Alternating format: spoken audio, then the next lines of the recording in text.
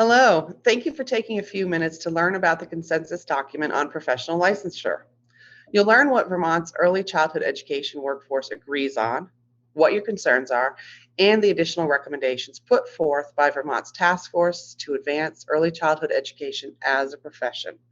We're going to talk a little bit about professional licensure. In Vermont, we use the term license in a lot of different capacities. Our programs are licensed centers, licensed home, family child care homes that are registered. We also have a licensing department as part of the Child Development Division that oversees the health and safety and regulations for child care programs. And then we also have, in addition to that, the Agency of Education, who provides professional educator licenses and endorsements.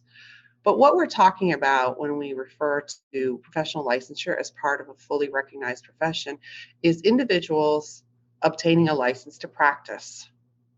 And this can look very similar to when we think about the nursing profession. When we think of those LNA, LPN, and RN, each of those hold a license to practice. And with that license comes accountability and also preparation, responsibilities, and specific tasks that the individual is expected to carry out and have competency in as part of their role. These are the recommendations for professional licensure from the Unifying Framework for the Early Childhood Education Profession. Licensure will be based on 3 early childhood educator designations: Early Childhood Educator 1, 2, and 3. All early childhood educators hold an individual professional license to practice at their designation. There will be careful attention to the nature of licensure assessments. Professional compensation accompanies professional licensure, and the licensure process must honor, recognize, and value the expertise of the current workforce. Vermont's early childhood educators who engaged in this topic came to consensus as follows. 89% were interested in becoming professionally licensed as an early childhood educator.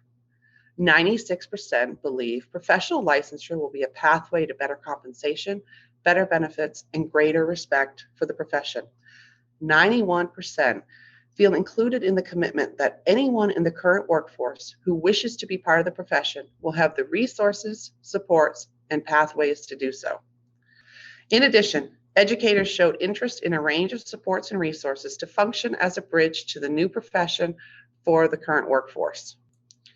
Members of the workforce asked questions and raised concerns about individual professional licensure, even as they agreed with the recommendations generally. I'll raise each area of concern, and a member of the task force will share their response. As a professional licensure process is established, how will the expertise and experience of the current workforce be valued in addition to educational credentials? Rather than waiting for others to tell us what's going to happen, the task force is beginning to work to design a bridge that honors experience and expertise, as well as education. This work involves a pilot with 95 volunteers from the early childhood education workforce, providing data about their education, experience, and professional development. These are volunteers from all regions, settings, and roles. They vary in educational background and years of experience.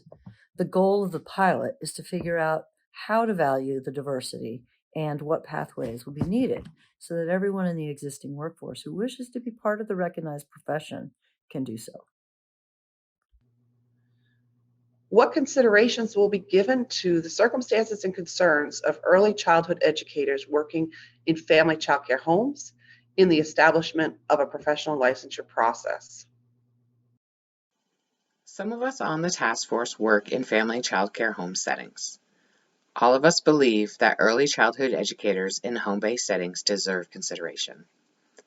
These educators bring unique gifts, deep knowledge, and expertise, and they have unique challenges and barriers. The standards will be the same, but the approach to get there may differ. This is about taking down barriers and placing supports. We see this commitment reflected in the Unifying Framework and believe that the new system will lead to a lasting change for a new, respected, valued, stable profession, not a change every 3 years. What will the approved assessment be? Will it be a test? The Unifying Framework states, licensure assessments must have multiple measures, be affordable, and may not reinforce cultural, gender, racial, or linguistic biases. Additionally, there is no indication here that the assessment will be test-based. To us, this reads as a commitment to equity and accessibility for all who wish to become part of the early childhood education profession. For more information, click the link in the text just below this video. Thank you for staying engaged in the work to advance early childhood education as a profession in Vermont.